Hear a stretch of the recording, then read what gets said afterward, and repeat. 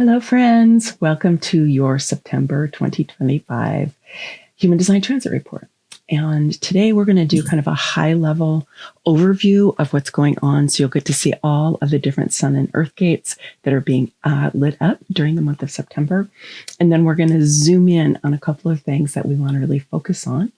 And then I'll let you know about some opportunities for us to work more deeply together this month.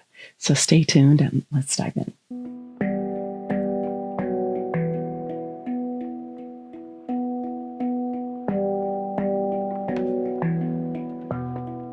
I don't think I have to tell you that the intensity of the energy on the planet just keeps rising up for so many different reasons. And we are headed towards some kind of a crescendo. I don't exactly know what that is. There are many predictions. There are many forecasts. There are many astrologers, channels, psychics that are telling us what's likely to be happening. I'm really optimistic, actually, because I do feel in my own heart and in my own field and in my own life that we are currently creating this new earth that we want to be living in, which is more equitable. It's more compassionate. It's more visionary, it's more creative, it's more intuitive, it's more whole, where we can really connect with our own selves, heal whatever we need to inside of ourselves. We can connect with each other. We can heal whatever we need to heal in our relationships. We can connect with the living world and heal our relationship with the living world and with the cosmos. So I believe that this is the trajectory we're on. And in our Human Design Transit Report this month, I want to point out to you some things that I think can be a real support for you on this journey. In particular, I'm going to draw your attention to where the sun and the earth are on the Human Design Mandala and tease out some pieces of this that I think that could be really beneficial for you while we're going through this time. Because my experience and my opinion, and of course it's not just mine, is that the most important thing we can be doing right now is really turning inside, finding a way to really move the distractions away from us, to identify certain things as distractions that we might have thought were true in the past. But you can start to see a bit of the orchestration, the theater of it, if you will. Not that there aren't people who are being harmed by it, because there are. And there's also kind of a bit of a cracking in the matrix, if you will, to see what is the orchestration that is going on behind what we're generally fed in the media. And so that itself, while the disclosure, which is what the ascension people call it, right? Where the disclosure is illuminating things that maybe we haven't looked at before, haven't wanted to look at before, or were hidden from us, right? So there's that piece. But then there's also the disruption that we can feel as we're noticing the things that we thought were stable and we took for granted, right? We could count on, are no longer stable. And we're not really sure what's happening. That can generate a lot of fear, a lot of worry, a lot of doubt. And I want to encourage you to take a look at that. In the meditation I was just doing this morning, the question that came up is, what are the beliefs and the emotions that are in your way of being able to fully embody yourself as a member of that new earth? And what came up immediately for me were doubt, worry, and fear. And they're all related, of course, because doubt is based in fear. Worry is based in fear. So they're all kind of different levels, flavors, if you were, of fear. And so check that out for yourself. Are you finding doubt, worry, fear rising for you? It'd be kind of strange if they weren't, honestly, given what's going on in our world. It would. Those are very understandable responses when we see the structures that we've counted on not functioning in the way that we thought they were going to, even though we know that those structures need to be revised, radically revised, right? Because the structures that we have don't work for everyone, right? And they're becoming increasingly hierarchical, right? We see this with the movement of wealth up to the top, up to the billionaires, right? And so we see this is happening. And yet underneath that, some of that structure is crumbling. And that, like I said, on the one hand, it's positive. We're like, okay, we want change. We want change. We want change. I was listening to Lee Harris. If you don't know who he is, you should definitely go check him out because he's a stellar human being, an incredible channel and intuitive. And he does an energy report every month. And this month when he was talking about exactly that, this kind of tension and discomfort that we have around, on the one hand, yes, we want change. And then when change comes, it's like, yeah, but I don't want it like that. Or I don't want it to look like this, or I don't quite know how to navigate that. So if you've been feeling that way, it's totally understandable. And we're in this place, okay, how do we respond? What do we do when this is what's occurring for us? So you may be somebody who's just cheering. Yes, change is happening.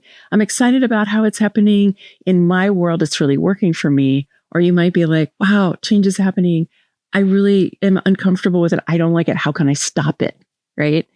And the thing is that when we can find peace and flow with change, the better off we do. We suffer when we fight change. We suffer when we try to stop what is already happening. And so this is the ability to come into a kind of neutrality and to be able to witness change as it's occurring. Not necessarily agreeing with everything and saying, oh, I love all of this, but just being like, yes, this is happening. I'm in a state of acceptance. How can I grow more peace inside myself, even when I witness things that are happening that I don't agree with or I don't like, and I wish on some level were not happening? But how can I come into peace around that? Because that is where your freedom lies. It's when you can come into this place. There's always a still, calm, peaceful place inside of your own sacred heart. It's always there. It's an aspect of your own soul essence that is continually drumming out a state that all is well. And so the more that you can tap into that, and the more that you can live with that kind of energy, the more you're going to attract and draw into your life that reality. And you're probably already feeling aspects of it if you've been practicing this. At the same time, you might also identify things that you need to continue to let go of in order to feel that peace. For me, it's fear, doubt, and worry. Because that's my tendency, is to go there, is to doubt. And I will just say that the Pisces full moon eclipse that's coming up on September 7th is lighting up the gate 63, which is known as the gate of doubt in traditional human design. And it's been renamed the gate of curiosity in quantum human design. And so I know for me, I'm going to be really working while the Earth is in that gate 63, is to really be going, I am going to ground myself in the quality of curiosity, not doubt. I'm switching my behavioral pattern, my mental pattern of moving into doubt, self-doubt, doubt that things are okay, doubt that I'm safe, doubt that the world is going to be safe, doubt that things are going to work out, all those things, right, that can rise up for me.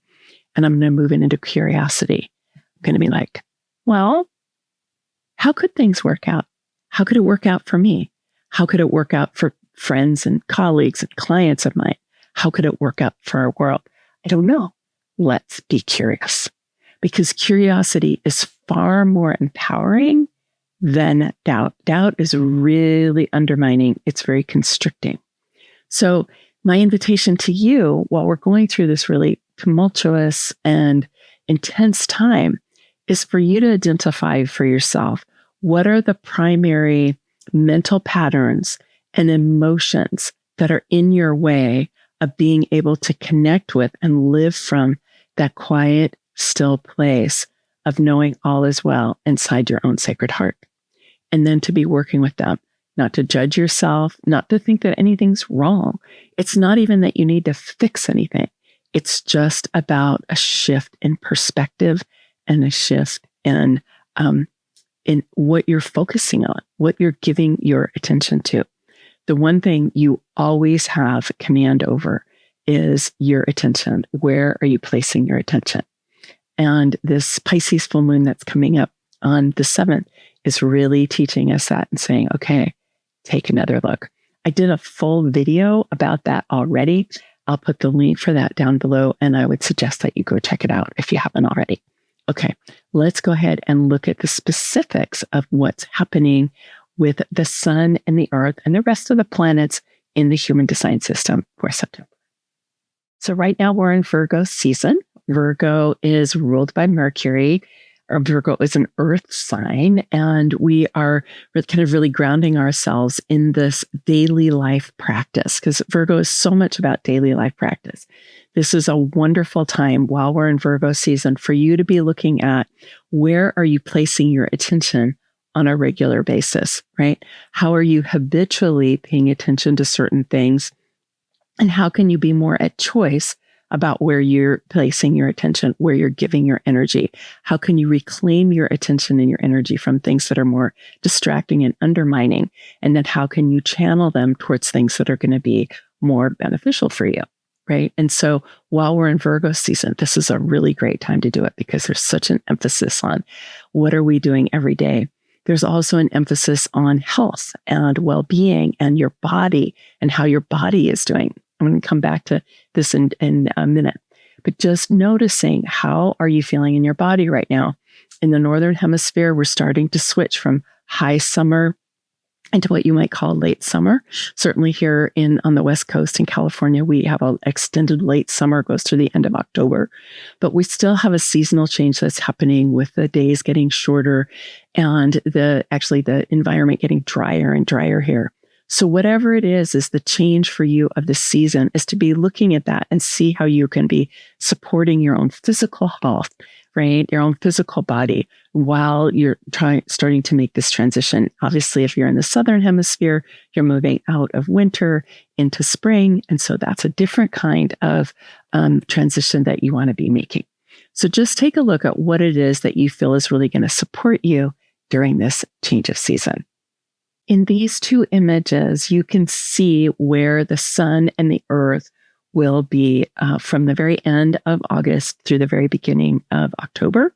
And you can go ahead and take a screenshot of this and keep it for yourself. And I lit them up on the body graph so you can see where they are in the body graph, and then also just have them written out for you to make it easy for you to identify them. One of the things you can do is just take a look at what's lit up on the body graph image and see if you have hanging gates, which is basically a gate that is defined in your chart, but the other one is not, right? You could think of it as half a channel, right? Parts white, parts colored in, and see if there are any that match for you, because that's called an electromagnetic, and that will bring you extra energy that you don't usually have. Now, in this next image this is the human design mandala. So it's the same information in the previous images, but it's represented differently. And you can see in the upper part of this mandala is where the earth gates are. And then on the opposite side, you can see where the sun gates are. Now, a lot of times in human design, we're really just focusing on where the sun is. And in astrology, we focus on where the sun is. In astrology, we don't track the earth the way that we do in human design. And yet, where the earth is really, really important for us. And one of the things you can see from this representation here is that on one side, we've got the Virgo Libra happening, right? Which is where the sun's moving. But on the other side, we've got Pisces and Aries. Interesting. They're both on what in astrology we call the world axis, which is where the cardinal signs begin. And so Libra will be towards the later in this month will start Libra, and that is a cardinal sign, and that's where the equinox is, right? And then on the other side of that is where we have the Aries equinox happens, right? And that's the very beginning. That's the cardinal sign. And it's not only important because it's the beginning of a new cardinal sign, it's extra important because it's the very beginning of the entire zodiac. So if you look at this image with the mandala, you can see where the box is there as I lit up the gate 36 and the gate 25, which are right there at the Pisces Aries transition. The reason I did this is that we've got Saturn and Neptune right there at that very beginning of the zodiac, and then also with Pisces. So it's right with Pisces and Aries. And if you have been following astrology, or if you've been following me for a while, you know that this has been a big event that started way back early spring, right? And is going to continue for a whole year until about March, April of 2026. So this is another layer of that. Let's take a look at the particulars. So Neptune and Saturn have been in Aries, and they've been in the gate 25. Now, the gate 25 straddles Pisces and Aries. So in human design, it doesn't map exactly onto the astrological signs, okay? And so Neptune and Saturn have been in that gate 25. The gate 25 is in the centering circuit, which is part of individual circuitry. So this is very much about the self. It's also in the G center, which is the center for love and lovability, identity, and direction. And it's known as simply spirit or the love of spirit. And it's a beautiful energy that really kind of gathers that high, deep, unconditional love from Pisces and then brings it forward into Aries inside of that one gate. Neptune and Saturn are both retrograde right now. And today, September 1st, which is when I'm filming this, is Saturn just retrograded back into Pisces. And so he's going to be in Pisces for a while, back through the gate 25, and then back through that gate 36. And it's going to turn around and start coming forward again. And then it's going to move into Aries, and it's going to stay in Aries for a number of years. So that's what's happening with Saturn. Same thing is going to happen with Neptune. They're on different trajectories because obviously, they don't move at the same speed. They don't have the same kind of orbit. And so the fact that they are lining up so much is a rare occurrence, especially because it's happening right here at that transition from Pisces into Aries. And they are going to meet exactly conjunct in February of next year in the 0 degree of Aries, 0 and 1 degree of Aries, which is the creator degree, right? It is where we begin again. And so we've got these two major outer planets that are guiding us to begin again. And so we're in a rehearsal right now because we moved into it and then we're moving back and then we're going to move again, right? We've been in this kind of back and forth. And the invitation is, what is it that we haven't cleaned up yet with our relationship to spirit? Because when we retrograde back through that gate 25, right, which is both of what Neptune and Saturn have been doing, it's like, what is it that we need to clean up? What is it that we need to complete? What is it that we need to review or revise or regenerate, right, or restore in our relationship to spirit? And that is really important for us right now because, as I was saying earlier on, one of the most important things, probably the most important thing, is for us to be tuning inside and getting our guidance from within. Because what we're being fed from the outer world, so much of it is not beneficial, right? So much of it is there to engender fear in us. And it's actually purposely being done. So we empower ourselves by refusing to give into fear and doubt and worry. Like I was saying earlier, right? We refuse to step into that. And when we can really foster and cultivate and grow and expand our relationship to spirit, right through that beautiful place in the center of our sacred heart, then we can come into a really different state of consciousness and a very different state of being, from which we can create something very, very different. And it takes practice and it takes commitment to be able to do this because there's so many things that pull on us. So you can see here with this image about Neptune is retrograde, but isn't going to go back into Pisces until towards the end of October. And it's going to be there about 7-8 weeks, and then it's going to turn around and move back into Aries. And Neptune is going to stay in the gate 25 this entire time. Okay, Saturn's going to go back into the 36, but Neptune is going to stay in the gate 25. So even though it's been retrograde, and even though it's going to spend a little time in Pisces, it's still going to be in this love of spirit. So this is a great time for you to be utilizing that energy of Neptune to be dissolving whatever has been in your way of that connection with your own higher self, your own inner being, your guides. If you work with an upstairs team, right? I work with guides, I work with angels and dragons. There's all kinds of different non-physical supports that we have when you are able to tune in through that sacred heart and get a clear connection. So Neptune can really help you with that, both in terms of dissolving away the things that are not helpful for you anymore, but also because Neptune is this incredible unconditional love, right? It's the great vastness, the void, if you will. Right? It's like, whoa, right? And so you want to be able to expand into that great void. You want to be able to expand into that unconditional love and to feel good about that, and to know that as you're doing that, you're actually fostering your own love spirit. So the Saturn and the Neptune retrogrades are only two of 4 and eventually 5 retrogrades that are happening.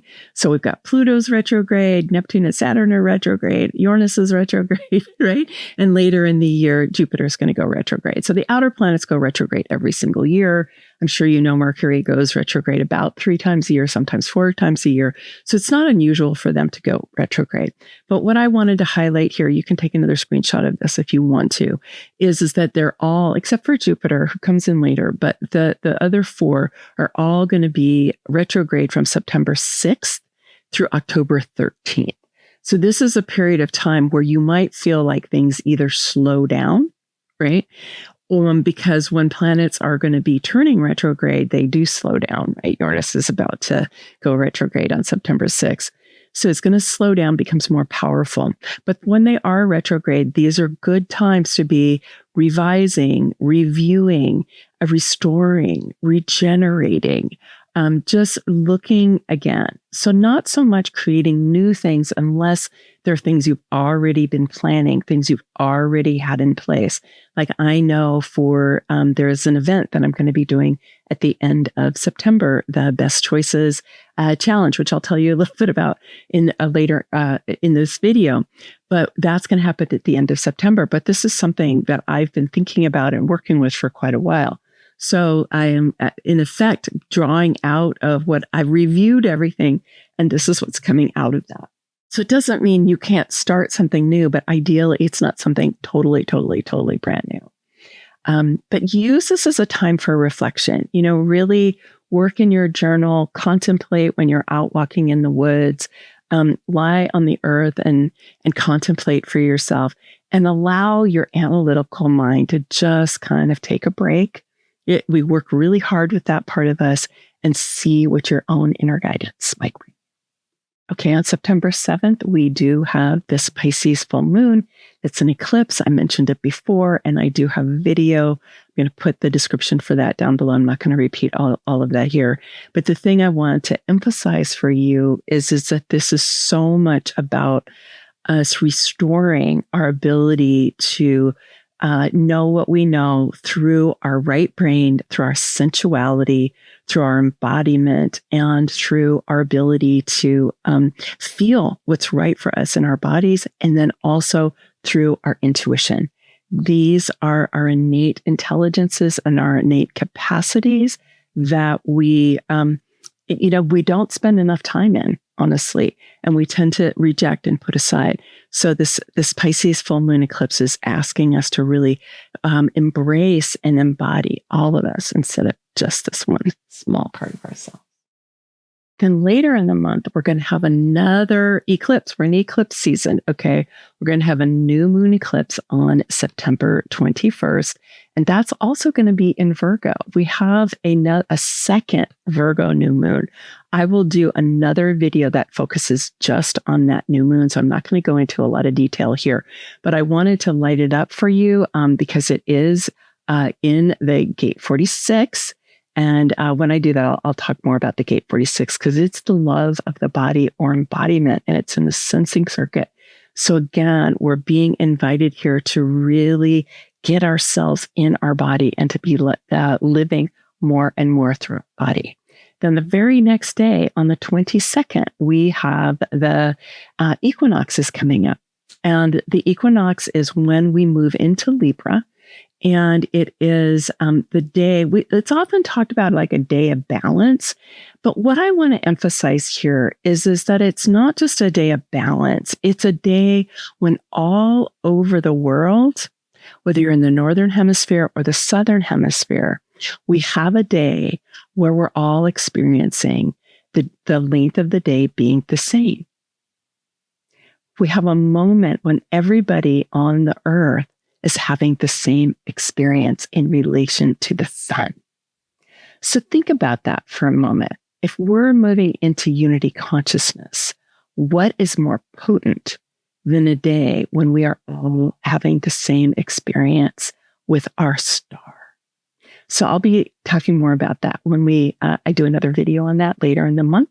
But I wanted to just drop that in there for you to be thinking about so you can be preparing.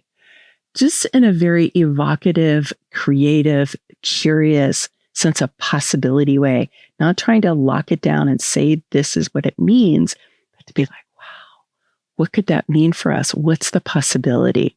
And you might want to start planning something special for yourself on the 22nd or right around that time that weekend, because it's going to be extra potent. It's also when we're moving into Libra season.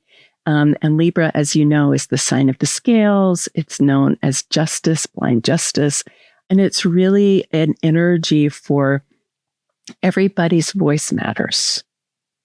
Everybody's voice matters.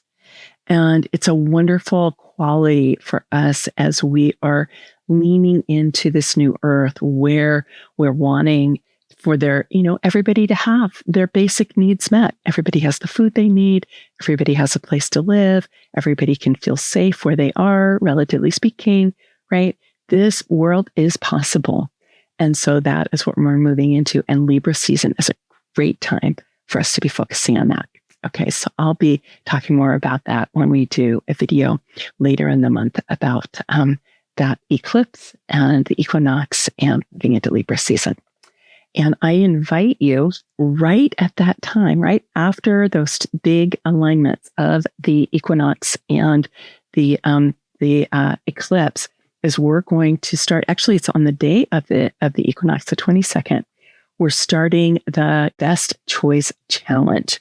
It'll run during that week, and it is all about being able to connect with our inner guidance so that we can be making the very best choices for us.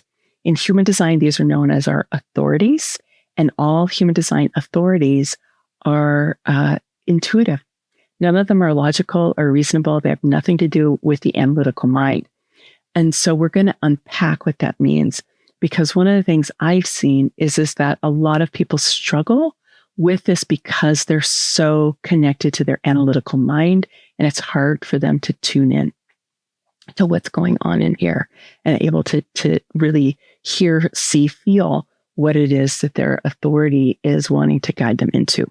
So if you have struggled with making the best decisions for you, if you've made decisions and regretted them later, if you find yourself not wanting to make decisions because you're afraid of making the wrong decision, all of those things, I really encourage you to come and participate in Best Choices, because it's going to help you to get an embodied sense of how you can make the best choices for you. And I'm excited to bring you this work. I've been doing this a lot in our Sovereign Sisterhood, and I do it with all of my clients because it's so incredibly empowering to know how to make the right decisions.